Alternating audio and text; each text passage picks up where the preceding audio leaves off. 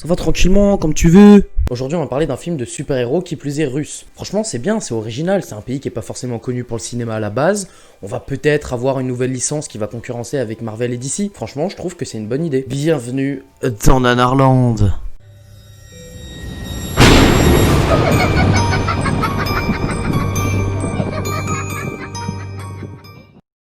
Alors au casting de ce film, on retrouve des acteurs comme Sanjar Mahdi ou Alina Lanina, qui sont connus pour avoir joué dans des films comme Guardians en fait.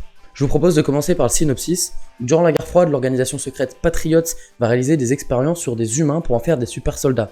Le scientifique à l'origine de ce projet va à son tour devenir un super vilain. Ils vont disparaître pendant une quarantaine d'années, mais en 2017, le super vilain va ressurgir.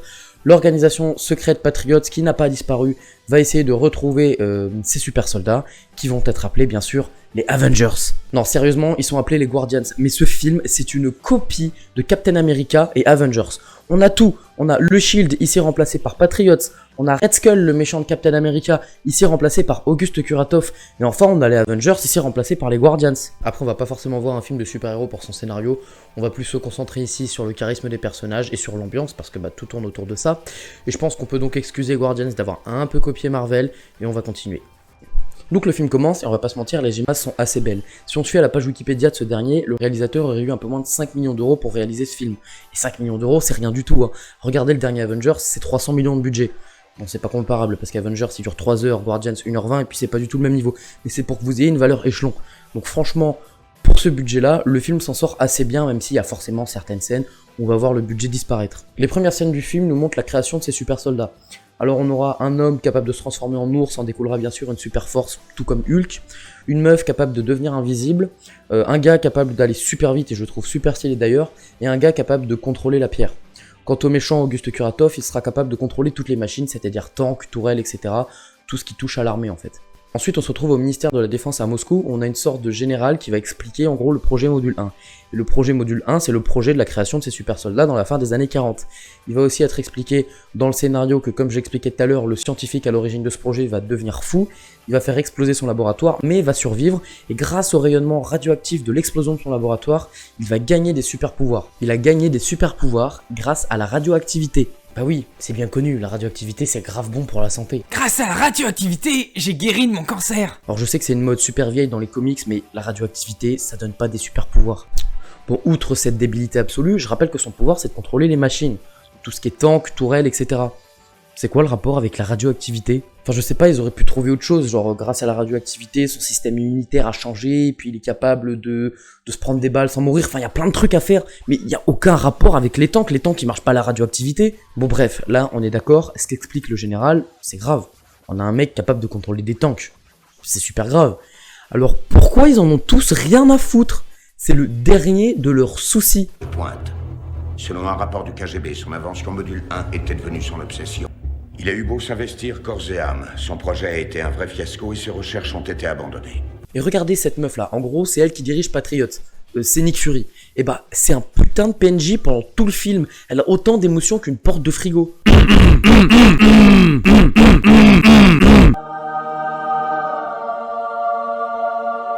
Donc maintenant, cette meuf là, elle va aller devoir chercher les super-héros disparus pour combattre Auguste Kuratov.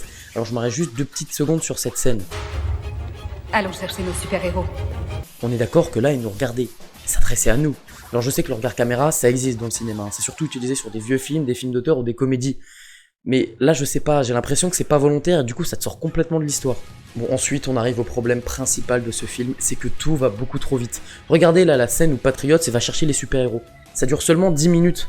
10 minutes pour introduire 4 personnages. Enfin, on peut pas s'identifier aux personnages, c'est beaucoup trop rapide. D'ailleurs, je fais encore une petite parenthèse, regardez cette scène là. En gros, il y a Dark Sasuke qui combat. Et bah, il y a personne. Il est dans le désert, il est tout seul, il y a ses ennemis et lui. Il y a personne à 10 km à la ronde. Il combat, 30 secondes après, paf, il y a lui qui spawn. Bah, il sort d'où? Moi, je croyais que son pouvoir c'était de contrôler la pierre, pas de se téléporter. Et ça, c'est le deuxième problème de ce film, c'est qu'il y a plein d'incohérences qui sont pas forcément graves, hein, mais qui s'accumulent et quand tu les additionnes, et bah ça commence à faire beaucoup. Regardez là par exemple, le mec qui se transforme en ours. Il a une super force, il est capable de propulser des mecs à 40 mètres d'altitude, mais il est pas capable de casser une corde. Mais ça encore, c'est rien du tout, hein. Regardez cette autre scène. On a les Guardians en gros qui combattent pour la première fois.